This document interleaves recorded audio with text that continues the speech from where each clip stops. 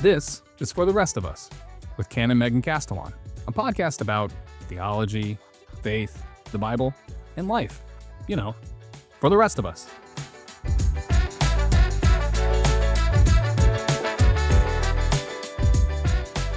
Well, hello, friends. Welcome back to For the Rest of Us with the Reverend Canon Megan Castellan. Hey, you got me. I'm not Megan. I am Adam Eichelberger. I work with Megan at the Episcopal Diocese of Central New York. I'm a lifelong Catholic, and I'm a relatively new Episcopalian, and I'm just trying to figure this all out. You can kind of think of it like Megan is like my Zach Morris, and I'm like her Screech. Okay, Zach, you're on the air. What? I was just on the air. No, you weren't. I just flipped on the switch, dummy. Turn it off, bonehead. I'm done. And she's just trying to help me make sense of life and faith through the lens of the Episcopal Church. Friends, we brought our brains together and we have made a conscious commitment to do our best this episode to not be a bummer. Right. And I think Megan came up with something really good for us today. I believe we can categorize this as the next installment of our series, Better Know a Saint. Time for Better Know a Saint now.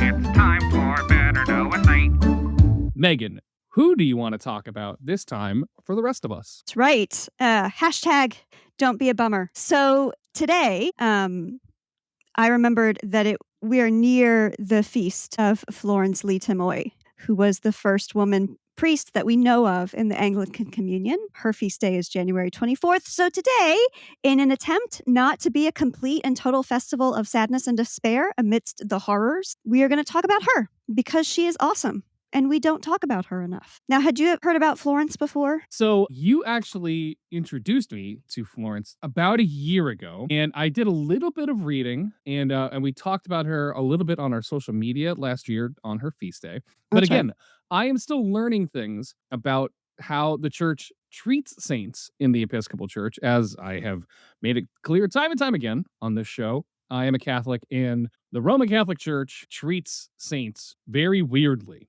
There are women saints, but typically they're all treated as like these very kind of like demure people, and they're all like martyrs and virgins. Yeah. Like, that's really kind of the whole thing. There are some notable exceptions, but I'm still learning a lot about saints in the Episcopal Church, which I love, by the way. We just recently remembered Dr. Martin Luther King, who is a saint in the Episcopal Church. So this one's a good one for me to actually learn something and expand my horizons, as it were. So I'm interested to learn more, listeners, along with you. So hit me.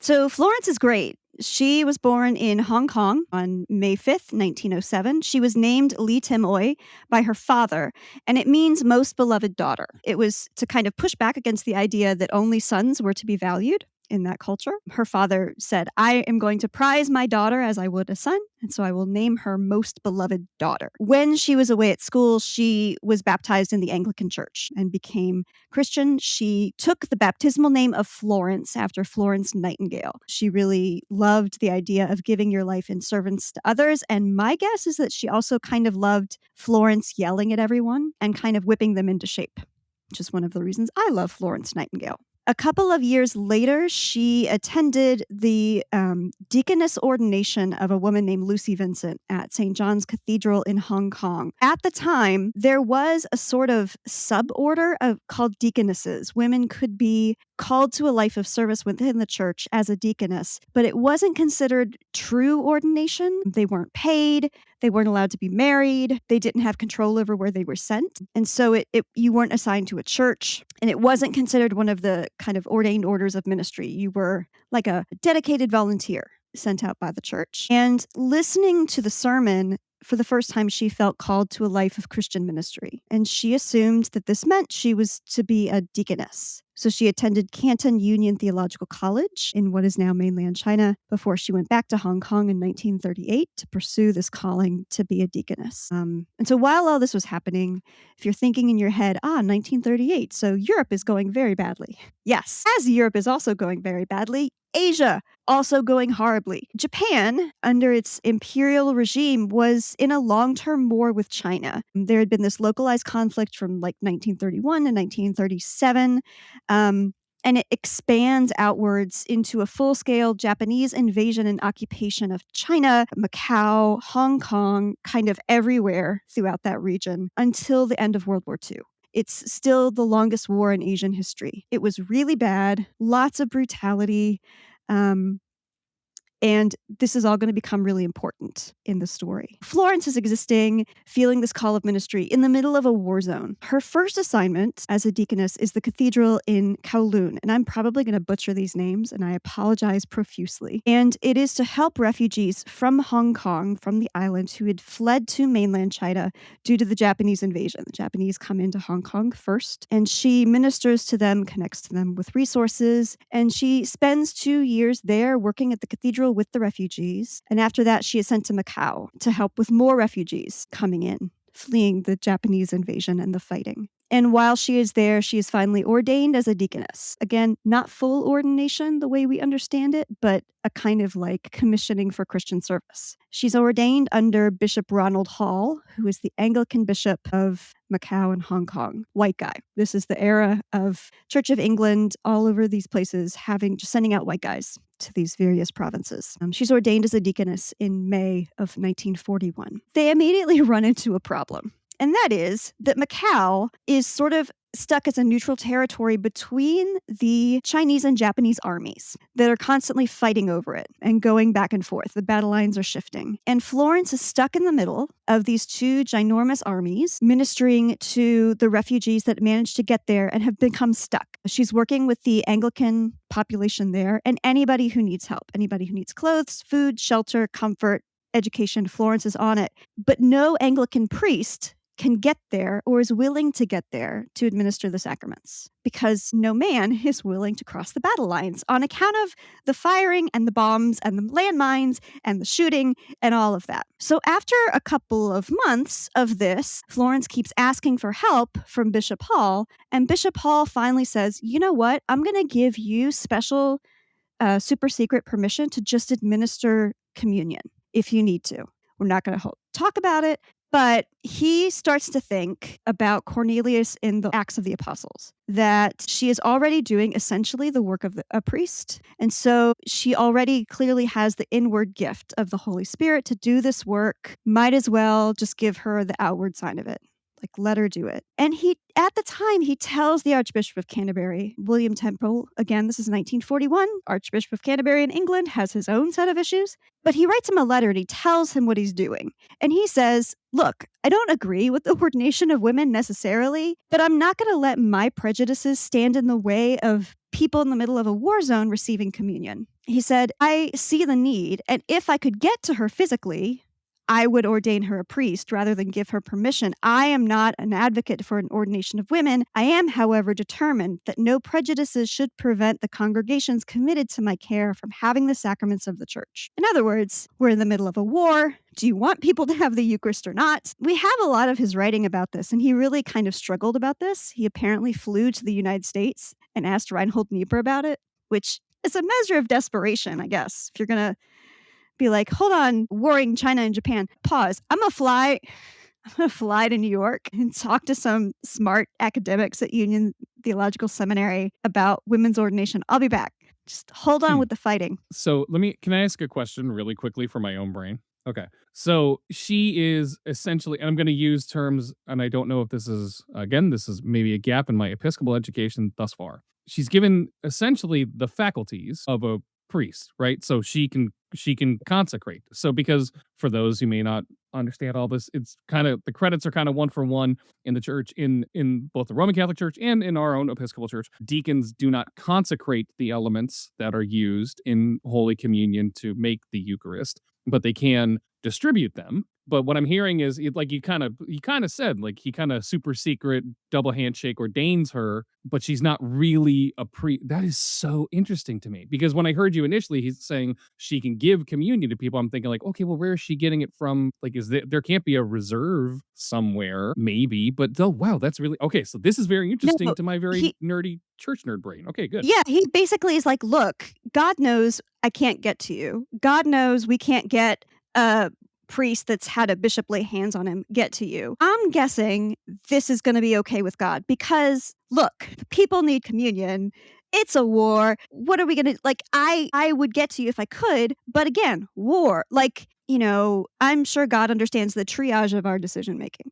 And they go through a couple more months. Again, the siege continues. Nobody can get to them. Florence continues to be the only thing close to a clergy person who is working with the communities in Macau. And in 1944, finally, Bishop Hall is like, look, how about you cross over the enemy lines, head into Japanese-occupied China to Shaoqing, which is a village on the other side of the Japanese lines, and I will ordain you to the priesthood. Let's just, you know what? You're doing it already. And he again cites the story of Cornelius. You've been doing it for 3 years. You've been doing it well. Let's make official what God has already performed in you. And when he talks about it later, he talks about the story of Cornelius and how we understand sacraments as an outward and visible sign of an inward spiritual gift, and how he saw this as really God having revealed in her the heart of a priest. And since that was the case, what could he do but, affirm the outward sign? And when Florence talks about this in her book, Florence is very nonchalant. She's like, yeah, and then we had to hide because there were some soldiers and they shot the people with us. So we just hid. And then there were some bombings and we just went around them. And we just made it through the army like one does. Like, it's very like, then there was an explosion. It's very nonchalant. Again, no one else was willing to go through 2 armies, major armies, to do this. But she goes and then comes back to be ordained. So she is a priest in Macau until 1946. The war ends, Japanese occupation ends. At that point, William Temple, who again, after the war, he's going to kind of claim, I knew nothing about any of this. I am but a little kitten who knows nothing, so confused. He was privately ambivalent about it. Like, he, in his correspondence with Bishop Hall, was like, I see what you did. It makes sense to me. He also tells Bishop Hall, okay, I need to come out against it.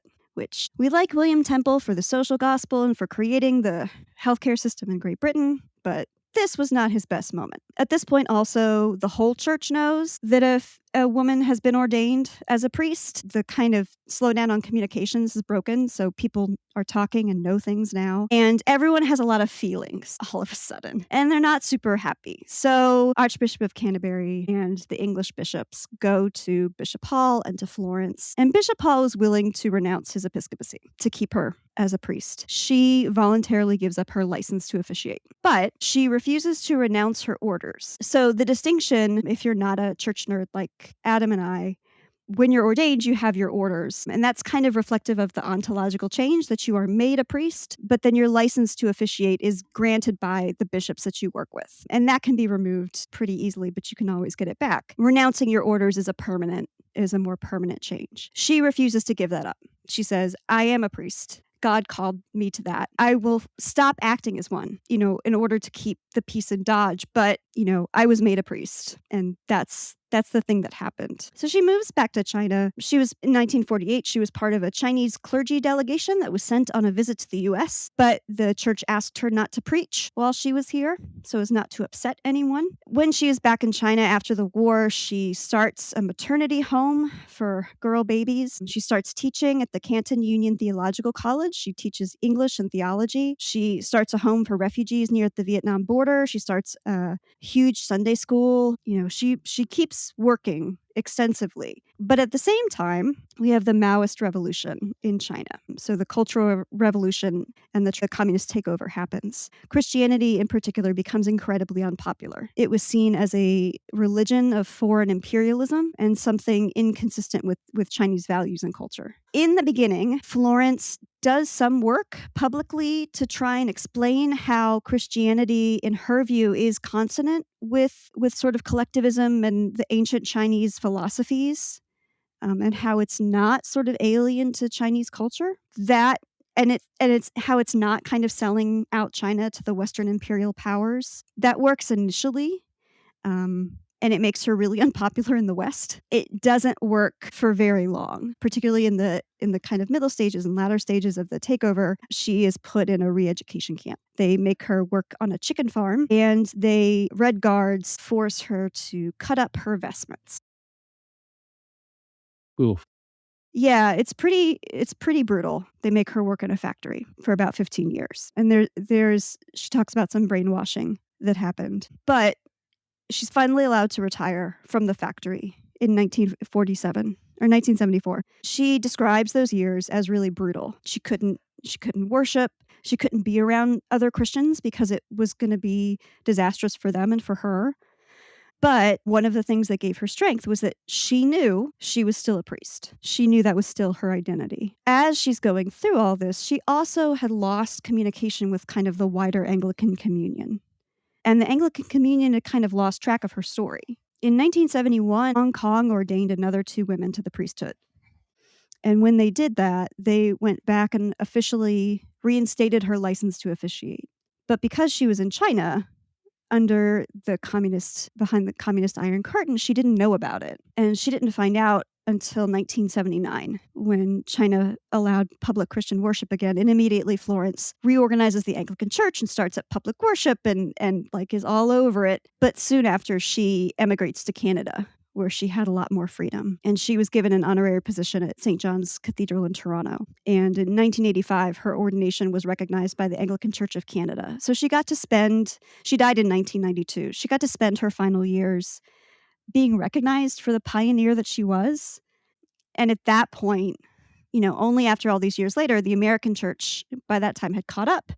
And the Canadian church, still weren't female priests in England. But the Western churches were able to celebrate her for everything that she had done. She, got to go on speaking tours, and she got to write her memoirs, which are really great. I recommend them. And she was able to function as a priest. And I think one of the most moving things about her story for me is that, even though everything tried to stop her from claiming her calling, she walked through armies to be ordained. She was brainwashed by communists. She fed chickens for 20 years. She, went through everything and still was absolutely sure of who she was and what God was calling her to. Whenever people are like, I don't believe women are called to be priests, I'm like, I think she definitely was. I don't know how you look at her story and you're like, debatable. The other thing I really love about her story is sometimes we white Western liberals like to believe that we invented inclusivity or that we pioneered gender equality. We did not. And Florence in particular is quoted as saying, Western missionaries gave us the gospel and we gave you women's ordination. So you're welcome, which I deeply appreciate. I deeply appreciate that women's ordination came to us from a different part of the church. For as proud of ourselves as we like to be sometimes, that this was not something we came up with, but it came out of, the recognition that there were some things that only a woman was willing to do. And so this must be of God. And so, gosh darn it, she was going to do it. It's funny that you mentioned that because what was it? I think it was last year. We made a big deal out of remembering the Philadelphia 11 here in our diocese. We even have one of the women who was ordained as part of the Philadelphia 11 comes from our upstate central New York region. And it's funny because when I hear you say that, like, yeah, we love to be like, yeah, we did it. We did it, everybody. And it is not lost on me that a woman from mid to late 20th century China is the one who really led the charge on this. And in a way, it is a little colonial, a little imperialist of us to be like, well, no, we're the ones that we did. Look at what we did. But really, it was this absolutely fearless woman under foreign occupation doing the job that no one, and I'm going to say no man, was willing to do. Like, so much so that all of the men were so scared to do what needed to be done that they had to super secret double handshake ordain somebody behind enemy lines. And then once the world found out about it, everybody, including white liberals, clutched their pearls at the idea of a woman doing this. It's funny and not like a funny haha kind of way, but yeah. Well, and I think part of it is when the Philadelphia 11 were in their fight, we didn't know about this, really. I mean, Right. we kind of did, but the story hadn't really been told over here because of the communist blackout of China, because of, the story hadn't really gotten around outside of church circles, because immediately after it happened, church was like, okay, well, we're just never going to speak of this again. So nobody else gets these crazy ideas about women walking through battle lines. And so it wasn't until the 80s and 90s when the communications lifted and Florence came to Canada when we were like, oh, hey, this was not our idea first. Turns out this tiny little Chinese lady was like, I'm going to do this. I'm going to put the team on my back, as the kids say. Yep. Okay, so this is actually great, and I will do you all a favor, listeners, and I will make sure that we leave the title of and a link to maybe where you can grab a copy of her memoirs in the show notes, so you guys should definitely be able to check it out. Also, Google's free, everybody. Mm-hmm. But, Megan, as we so often like to do, we'd like to get your thoughts about things or your recommendations on things. And I think that considering everything that's going on around us and in the spirit of Florence's commitment to fighting, I'm going to say fighting, if you were to pick one fight anthem song, like the one that really gets you riled up, what would it be? So many. Like I have many playlists of fight anthem songs. What's a good recent? So the Lin-Manuel Miranda did a concept album about trying to turn the Warriors, the weird 1970s film, into a hip hop musical. And there's a song on there where the Warriors encounter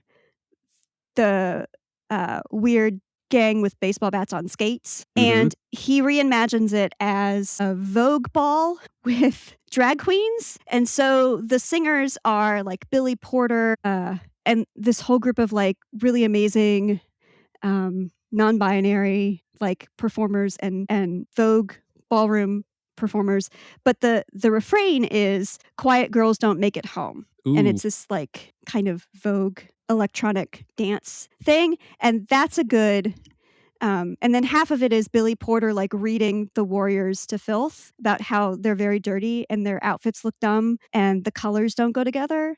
And if they know something, they need to tell people because quiet girls don't make it home. And then that's my current Dig anthem. that. Yeah. I have to dig into the crates to listen to that one. And it's to the main beat is the announcer on the subway saying, "Stand clear of the closing doors." And then you hear Billy Porter. Interesting. Yeah, it's really great. Highly recommend. Much of the language not suitable for church, but highly recommend whole album. Fantastic. All right, so there you go. You got to check that one out. Look it up. Find the Lin-Manuel Miranda Warriors concept musical.